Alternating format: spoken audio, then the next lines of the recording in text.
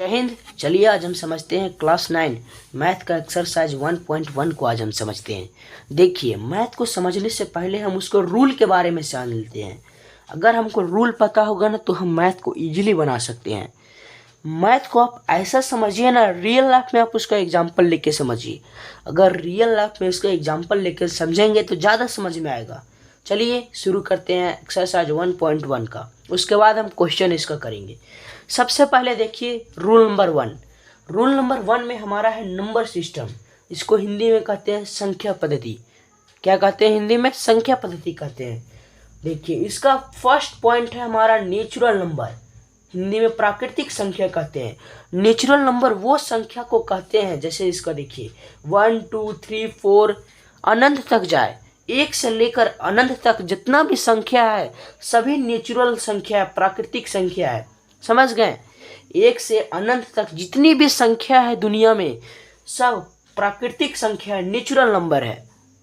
जो आपका घर में पैसा है ना, वो भी नेचुरल नंबर है, प्राकृतिक संख्या है। क्यों? क्योंकि वो पॉजिटिव है, पॉजिटिव फॉर्म में है। आप उसको सेविंग करके रखें, वो पॉजिटिव फॉर्म में है। दूसरा बात करते हैं, देखिए होल नंबर का। होल नंबर क्या होता है वो समझते हैं। इसको हिंदी में पूर्ण संख्या कहते हैं। पूर्ण संख्या क्या होता है? नेचुरल नंबर में से सिर्फ 0 ऐड कर दिया जाए। 0 भी अगर इसमें शामिल कर देंगे ना तो ये हो जाएगा पूर्ण संख्या। देखिए, ये तो वो लोग थे जिसके पास बहुत सारा पैसा है, और ये वो लोग हैं जिसके पास, देखिए इसको अमीर गरीब दोनों हैं। समझ गए? इसमें अमीर गरीब दोनों हैं, और इसमें सिर्फ थोड़ा मोड़ा जिसके पास पैसा है वो है। समाज में तो बहुत तरीके के लोग होते हैं। देखिए, इसके पास पैसा नहीं है वो दोनों है इसमें, और जिसके पास पैसा थोड़ा मोड़ा है वो हो गया प्राकृतिक संख्या। समझ गए? और जिसके पास कुछ नहीं है वो हो गया पूर्ण संख्या, और जिसके पास है वो भी हो गया पूर्ण संख्या। इसमें दोनों आता है। देखिए, तीसरा आता है इंटीजर्स। इसको हिंदी में पूर्णांक कहते हैं। इंटीजर्स क्या होता है उसको समझते हैं। इसमें नेगेटिव और पॉजिटिव दोनों आता है। देखिए -3 -2 -1 0 1 2 3, इसमें सारे नेगेटिव और सारे पॉजिटिव नंबर आते हैं। यानी ये पैसे वाले भी आ गए, जिसके पास कुछ नहीं था वो भी आ गया, और वो लोग भी शामिल आ गए हैं जिसमें उधार लिए हैं, वो भी इसमें आ जाते हैं। समझ गए? जिसके पास पैसा है वो भी आ गया, और जो उधार लिया है वो भी आ गया। देखिए, नेचुरल नंबर 1 से स्टार्ट होता है। होल नंबर अमीर गरीब दोनों, जिसके पास पैसा नहीं है वो भी, और जिसके पास है वो भी 0 से शुरू होगा। और इंटीजर्स पूर्णांक, ये ऋणात्मक और धनात्मक दोनों होता है, नेगेटिव पॉजिटिव दोनों होता है। समझ गए?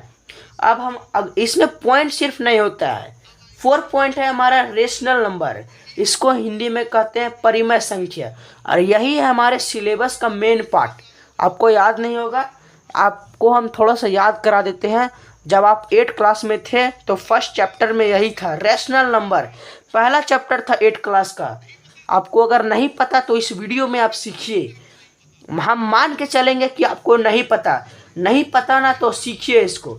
रेशनल नंबर, इसको हिंदी में परिमेय संख्या कहते हैं। ये परिमेय संख्या क्या होती है, रेशनल नंबर क्या होती है वो समझते हैं। जिसको हम P/Q में लिख सकते हैं, और Q जो होता है ना P/Q में लिख सकते हैं, और Q नॉट इक्वल 0। Q के स्थान पर 0 नीचे नहीं होना चाहिए। समझ गए? एग्जाम्पल समझते हैं इसका हम। देखिए इसका एग्जाम्पल, मैं कहता हूँ 2/3, ये भी रेशनल नंबर हो गया। -2/3 ये भी हो गया। इसमें नेगेटिव पॉजिटिव देखना ही नहीं है। 3 ये भी रेशनल नंबर है, क्योंकि अपॉन में इसका 1 रहता है। 2 ये भी रेशनल नंबर है, इसका अपॉन में 1 आ जाएगा। देखिए 0 रेशनल नंबर है। Yes, 0 is a rational number, क्योंकि इसका नीचे अपॉन में 1 आ गया। समझ गए? क्या 3/0 रेशनल नंबर है? नहीं, यही तो मैं आपको सिखाया था। अपॉन में क्यू के स्थान पर अगर 0 हो गया तो वो रेशनल नंबर परिमेय संख्या नहीं हो सकता है। ये नहीं है। समझ गए? अगर अपॉन में 0 हो गया तो ये रेशनल नंबर नहीं है। समझ गए? अब हम लास्ट देखते हैं इरेशनल नंबर। इरेशनल नंबर को हम समझते हैं। इसको हिंदी में अपरिमेय संख्या कहते हैं। अब ये इरेशनल नंबर क्या होता है वो समझते हैं। रेशनल नंबर तो आप समझ गए, जिसको अपॉन में हम लिख सकते हैं। इरेशनल नंबर क्या होगा? जिसको हम अपॉन में नहीं लिख सकते हैं, जो P/Q के फॉर्म में नहीं होगा।